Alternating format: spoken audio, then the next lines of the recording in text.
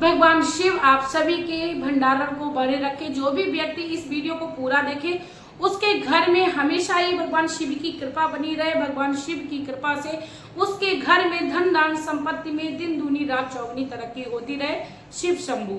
दोस्तों, आज की वीडियो में बात करेंगे कि भगवान शिव को यदि सावन मास में हम इन फल को चढ़ाकर यदि हम खुद भी सेवन करते हैं तो निश्चित ही हमारे घर में धन में वृद्धि होने लगती है, यानी देर नहीं लगती है व्यक्ति को धनवान बनने में। साथ में कुछ ऐसी वस्तुओं को बताएंगे जो श्रावण मास में हमें भूल कर भी नहीं खानी चाहिए, क्योंकि यदि हम श्रावण मास में इन वस्तुओं को सेवन करते हैं तो निश्चित ही हमें कहीं ना कहीं हमारे पापों से ग्रसित कराता है या हमारी जन्मों जन्मों तक की गरीबी से हमें ग्रसित कर देता है। तो दोस्तों, श्रावण मास के महीने की बात करें तो ये बहुत ही ज्यादा पावन होता है, पुनीत होता है भगवान शिव की कृपा को पाने के लिए।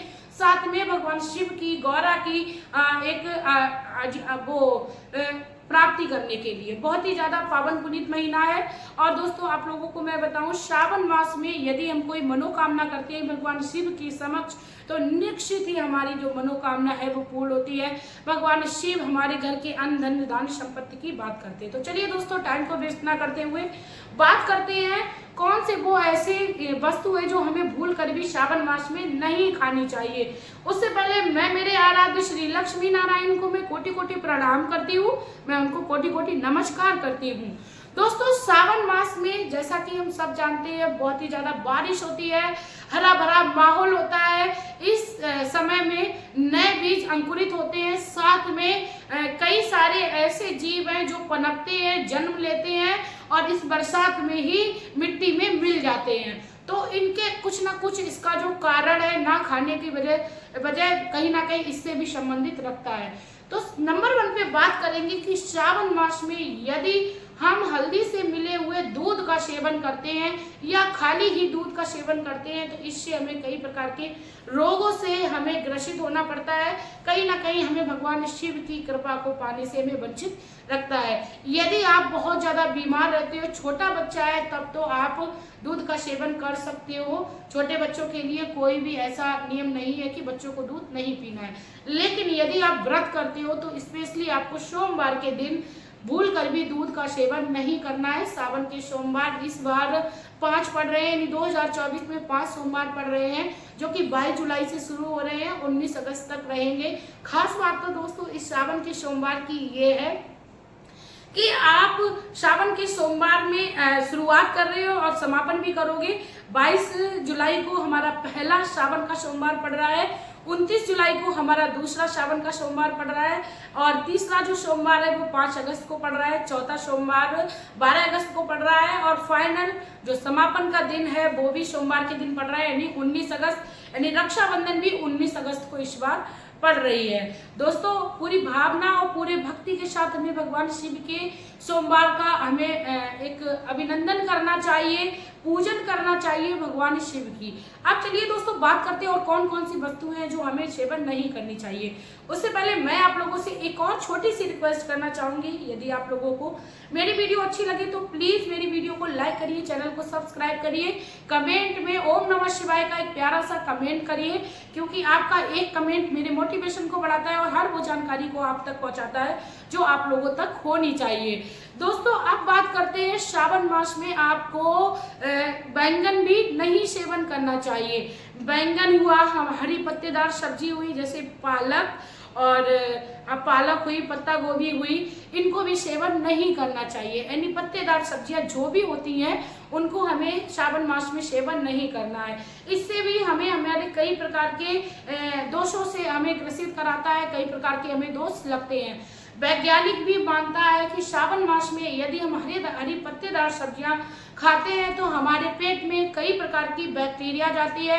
यानी विज्ञान भी कहीं ना कहीं हमारे शास्त्रों से मिलता जुलता जो भी बात है उसको तर्क रखता है, सिर्फ और सिर्फ वो अपनी बात में रखकर। यानी हमारे शास्त्रों में जो भी चीजें वर्जित बताई गई हैं वो वैज्ञानिक भी मानता है वो वर्जित है। दूसरे नंबर पे मसूर की दाल का सेवन आपको नहीं करना है श्रावण मास में, क्योंकि मसूर की दाल और हमें सत्तू का भी सेवन नहीं करना है, क्योंकि श्रावण मास में जैसा कि मैंने बताया है कि नए नए जीव जंतु उत्पन्न होते हैं। तो कहीं ना कहीं सत्तू भी हमें श्रावण मास में नहीं सेवन करना चाहिए, क्योंकि जैसा कि मैंने बताया वैज्ञानिक दृष्टि से देखते हैं तो श्रावण मास में ज्यादातर चीजों में घुन लग जाती है, कीड़े पड़ जाते हैं, इसलिए हमें सत्तू का सेवन नहीं करना चाहिए। अब बात करते हैं श्रावण मास में हमें यदि व्रत करते हैं तो हमें कूटू का आटा जो कि बहुत लंबे समय से रखा हुआ होता है उसका भी सेवन नहीं करना चाहिए।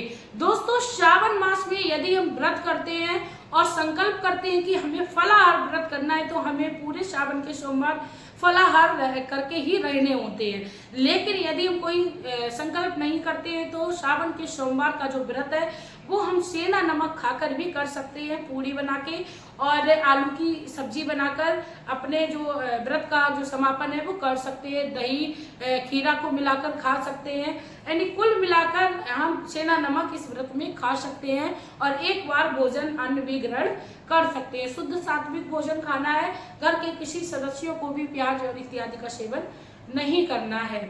दूसरे नंबर पे आपको व्रत के समय में भगवान शिव की पूजा आराधना जरूर करनी है। सुबह शाम आपको 1 लोटा जल स्पेशली सोमवार के दिन जरूर चढ़ाना है पीतल के लोटे से। पीतल के लोटे से आपको जल चढ़ाना है, भगवान शिव को भांग धतूरा पुष्प इत्यादि समर्पित करना है।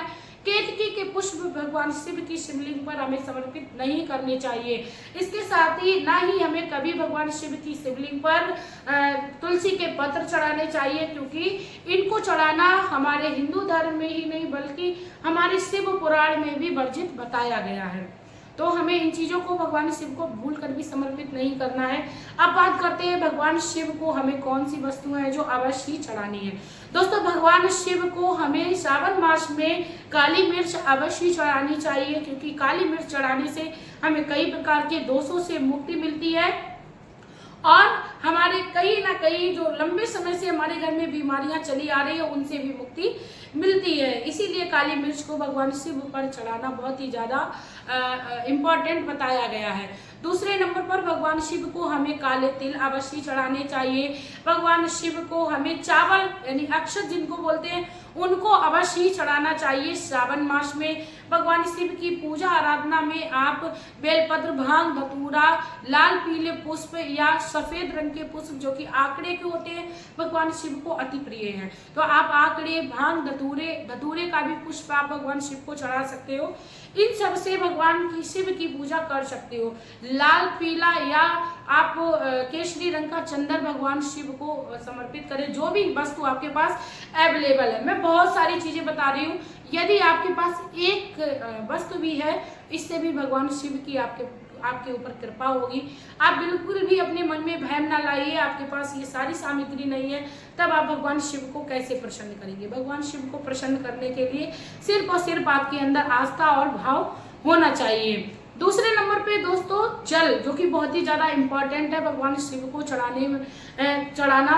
तो आपको जल जो है वो स्पेशली अपने घर से ले जाना है। भूल कर भी आप अपने घर से जल जो भी ले जाएं वो अपने शुद्ध लोटे में ले जाएं, पीतल के लोटे में ले जाएं और मंदिर प्रांगण से लिया हुआ जल आपको उतना ज्यादा फल नहीं देगा जितना आप अपने घर से ले जाकर भगवान शिव को समर्पित करते हो। दोस्तों अब बात करते हैं कौन से ऐसे वो 2 फल हैं जो आप भगवान शिव को यदि चढ़ाते हो उसके बाद उसका सेवन करते हो तो आपके घर में चल रही लंबे समय से गरीबी जो है वो खत्म हो जाती है। दोस्तों श्रावण मास में भगवान शिव को हमें धतूरा अवश्य चढ़ाना चाहिए और बेलपत्र अवश्य ही चढ़ानी चाहिए। दोस्तों भगवान शिव को जब हम धतूरा समर्पित करते हैं तो भगवान शिव से हम उसे प्रसाद के रूप में लेते हैं और उसको थोड़ा सा चख लेते हैं। खाना नहीं है दोस्तों, चखना है, थोड़ा सा जीभ से स्पर्श करा के। और बेल, जो कि बेल एक बहुत अच्छा फल होता है, बेल पत्र के पौधे में लगा होता है, उसका सेवन हमें श्रावण मास में करना है। जो भी व्यक्ति ऐसी मान्यता है कि श्रावण मास में इन 2 फल का सेवन करता है तो निश्चित ही भगवान शिव की कृपा से उसके घर में धन की वृद्धि होने लगती है और उस घर में धन आने के रास्ते खुलने लगते हैं। दोस्तों भगवान शिव की इसी कृपा को पाने के लिए प्रत्येक व्यक्ति भगवान शिव की आराधना करता है।